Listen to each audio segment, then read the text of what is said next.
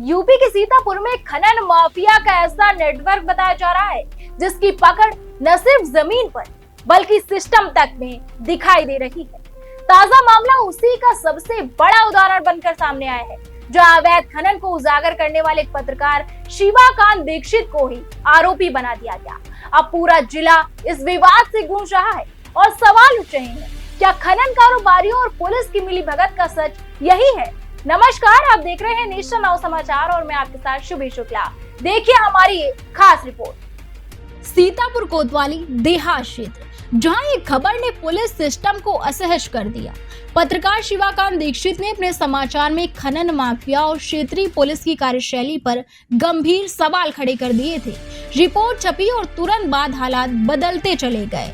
लिहाजा जो पत्रकार सवाल पूछ रहा था वह खुद कानून के कटघरे में पहुंचा दिया गया। मामला यही नहीं थमता।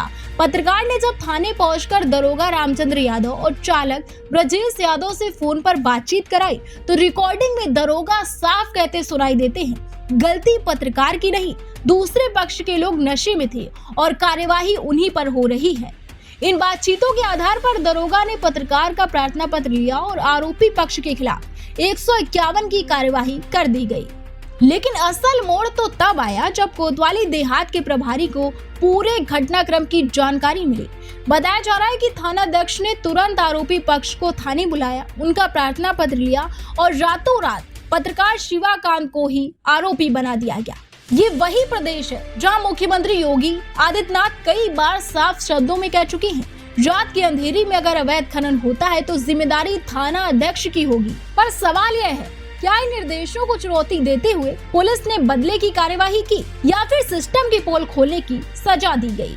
स्थानीय पत्रकारों और आम नागरिकों में इस घटनाक्रम को लेकर गहरी नाराजगी है। लोग साफ कह रहे हैं, अगर सच बोलने वाले को ही आरोपी बनाया जाएगा तो अपराधियों का मनोबल और बढ़ेगा। मेरा नाम शिवाकांत दीक्षित, मैं सीतापुर का रहने वाला हूँ।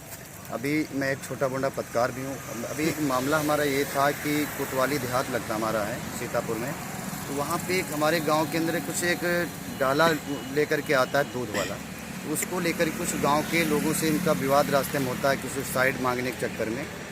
तो साइड कीचड़ उचड़ होगा, किसी कारण तो उसका साइड नहीं दे पाया होगा, तो वो 3 लोग नशे में धुत थे तो साइड से निकाला होगा। जो भी गिर गए हों, जो भी वहाँ पे नहीं, ना तो मैं मौजूद था ना तो मुझे उस बारे में कोई जानकारी है। फिर उसको वहाँ पे गाली गलौज किए, वो अकेला था, जो भी इतना उसके साथ हुआ हो ये भी मुझे नहीं पता। फिर गांव में हमारे जा करके गांव की पुलिया पड़ती, वहाँ पे उसको अपने गांव में, वो हमारे गांव के रहने वाले थे, उन लोगों को उसने मतलब वो लोग उनको रोकने के बाद जो भी गाली गलौज, काफ़ी ज़्यादा गांव के लोग भी मौजूद थे उनको, तो वह जो ड्राइवर था उसने काफ़ी उनसे माफ़ी मांगी कि मेरी गलती नहीं, फिर भी हम आपसे माफ़ी मांग रहे हैं। ठीक है, उस बात से हमको कोई मतलब नहीं रहा। फिर वो लोग लगभग 1 से 1.5 घंटा उनकी बहस चलती। गांव के कुछ संभ्रांत लोग भी थे जिन्होंने उनको वहां से छुड़वा दिया, कहा ठीक उसकी गलती नहीं, आप ही गलत हो। तो वो गाड़ी लेकर के चला गया। जब वो गाड़ी लेकर के चला गया तो इनके मन में ख्याल आया कि हम दबंगई दिखाने के लिए, वो हमारा घर जो है महाज गाँव से लगभग 300 मीटर की दूरी पर है, खेत में है। और ये लोग, आप एक सोचने वाली बात, जब 1.5 से 2 घंटे आप उससे बात किए, उसका नंबर, गाड़ी नंबर नहीं ले पाए, फिर हमारे घर जाने क्या मकसद था? तो एक घर हमारी गाली गलौज करने के, उसका नंबर दो, ये कर देंगे वो कर देंगे, बहुत अभद्र भाषा में अपना बात किए। तो हमारे घर वालों ने कहा ठीक है, आपको यहाँ जाना है, सुबह आएगा, इतना उनसे मिल लेना। तो कहा उसका नंबर दो। तो हमारे भाई ने कहा कि नंबर हमारे पास उसका नहीं है, सुपरवाइज़र का है, उसका आप लेना चाहो ले लो। तो कहें तुम छुपा रहे हो, रहोगे नहीं, जो बात। उन्होंने कहा ठीक है, तुमको जो करना है करो, यहाँ से जाओ। तो गाली गलौज करके वहाँ से वो लोग वापस आ गए। फिर हमारे घर से हमने कहा भाई तहरीर दे दो। मैंने बाहर था तो घर से फ़ोन आता है कि भैया ऐसी मामला। हमने कहा ठीक, मैं अभी चौकी फ़ोन करता हूँ। तो मैंने बड़ा गांव चौकी फ़ोन किया। तो जब फ़ोन करने के बाद मुझे वहाँ से आश्वासन मिला, भाई मैं चेकिंग में हूँ, बाहर हूँ और किसी कारण से मैं नहीं पहुँच सकता हूँ, तो आप 100 नंबर बुला लीजिए। मैंने 100 नंबर को फ़ोन किया। मैं जब 100 नंबर को फ़ोन किया तो आधा 1 घंटा लगभग लग गया। तब तक मैं गाँव पहुँच चुका था। मैंने देखा कि मामला वहाँ शांत था, वो लोग भी जा चुके थे, हमारे घर वाले भी अपने घर पर थे। तो मैंने तहरीर दिलाई चौकी पे। जिस तहरीर के चलते मुझे चौकी इंचार्ज ने कहा कि आपको कोतवाल साहब बुलाए हैं, आप चौकी जाएँ, मतलब वहाँ जाएँ, कोई कोतवाली देहात। मैं कोतवाली देहात जब पहुँचा तो इंस्पेक्टर साहब से बात की गई तो उन्होंने सीधे कहा ठीक है, वो गरीब लोग हैं, मामले छोड़ो और कोई बहुत बड़ा इशू नहीं होगा, गाली गलौज आपस में होता रहता है, वो लोग पिए थे, उनकी गलती है, डांट डपट दिया जाएगा, बुला के तो समझा देंगे। तो हमने कहा ठीक है, इतनी बड़ी कोई इशू भी नहीं, कोई बहुत बड़ी बात नहीं है, गाली गलौज हो गया, ठीक है, वो लोग आए, गलती मान लेंगे, बात खत्म।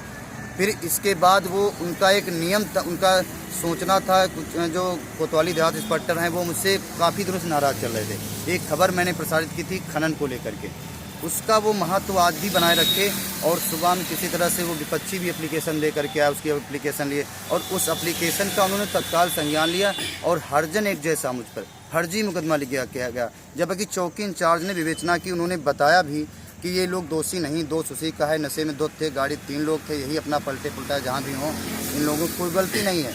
हमारे घर की गाली गलौज करने गए, लेकिन उनकी बात को न मानते हुए जो थाना अध्यक्ष हमारे हैं उन्होंने मुझ पर हरजनिक जैसा मुकदमा लिखा। मैंने उनसे पूछा भी तो उन्होंने कहा यह प्रशासनिक दबाव है, ऊपर से बहुत सारे दबाव आ रहे थे। अगर ऐसा दबाव आता है तो क्या किसी पे फर्जी आप 302 लिख देंगे? ये कहाँ का न्याय है भाई? अगर किसी पे आप फर्जी लिख देंगे, मैंने उनसे बात की, कहा मेरे हाथ में कुछ नहीं है, आप सीओ साहब से बात करें। मैं सीओ मैडम के पास गया, उन्होंने बताया, उन्होंने मुझे पूरा आश्वासन दिया कि आप परेशान ना हो, मैं उचित जांच करूँगी, अगर जो गलत होगा तो वह गलत किया जाएगा। लेकिन यहाँ से इनका एक ये फिर दबदबा आता है कि अगर आप कहीं पे जाएंगे, किसी से कहेंगे मुकदमा तो तुम पे बनता है, मैं यहाँ से आख्या लगाऊंगा, ये करूँगा वो करूँगा। तो हमने कहा सर आख्या लगाने का मतलब है गांव का एक भी व्यक्ति कह दे, एक भी व्यक्ति कह दे अगर मैं गलत हूँ, मैं गलत निकलूँ, मैंने गलती की हो, मेरा CDR निकलाया जाए कि मैं गांव में मौजूद था, तो मुझ पर जो उचित सज़ा हो, इससे भी कड़ी जो सज़ा हो, मैं झेलने के लिए तैयार हूँ। लेकिन फर्जी तौर से मेरे साथ क्यों खेल खेलें? अगर आपको दुश्मनी निकालनी है, आपके हाथ में कलम है, सब कुछ है, प्रशासनिक हैं, तो आप जो चाहें वो सज़ा दे सकते थे। लेकिन इस तरह से फर्जीवाड़ा करके किसी को बीच में ला करके हमारे घर वालों को परेशान करना या हमको परेशान करना, ये कोई न्याय की बातें नहीं है। तो यही बात मैं जिलाधिकारी से अपना यहीं आप लोगों के माध्यम से पहुंचाना चाहूँगा कि हमारे सीतापुर के जो कप्तान महोदय हैं उनसे भी ये जानकारी मैं उन तक पहुँचाना चाहूँगा कि सर अगर मैं गलत हूँ, मैं अपनी सफाई नहीं दे रहा हूँ, अगर मैं गलत हूँ तो मेरे पे जो कार्रवाई बनती होगी। मैं एक तौर से नहीं कहूँगा कि मैं या मेरे घर का कोई भी गलत निकले, जो उन्होंने अपराध लगाए हैं, एक भी गलती साक्ष उनके सत्य हों, वह सही पाए जाएँ, तो इससे भी कड़ी सज़ा दी जाए। अगर ये गलत है और 100% गलत निकला तो हम यही कहना चाहेंगे, प्रशासन से यही मांग करना चाहेंगे कि उन लोगों पे उचित कार्रवाई की जाए जिन्होंने मेरे साथ मेरे छत खराब करने के लिए सब किया है और मुझे गुमराह करने का प्रयास किया गया है। अब सारी निगाहें सीतापुर से लेकर लखनऊ तक टिकी हैं। क्या सरकार और उच्च अधिकारी इस विवादित कार्यवाही की परतें खोदकर सच सामने लाएंगे? क्या अवैध खनन के इस बड़े खेल में पुलिस और माफिया की भूमिका की पारदर्शी जांच होगी, या फिर यह मामला भी उन्हीं फाइलों में दबा रह जाएगा जहां सच दम तोड़ देता है और सिर्फ सवाल जिंदा रह जाते हैं? फिलहाल सीतापुर के इस पूरे प्रकरण पर हमारा खास कवरेज जारी रहेगा। तब तक के लिए बने रहिए हमारे साथ और देखते रहिए नेशन नाउ समाचार।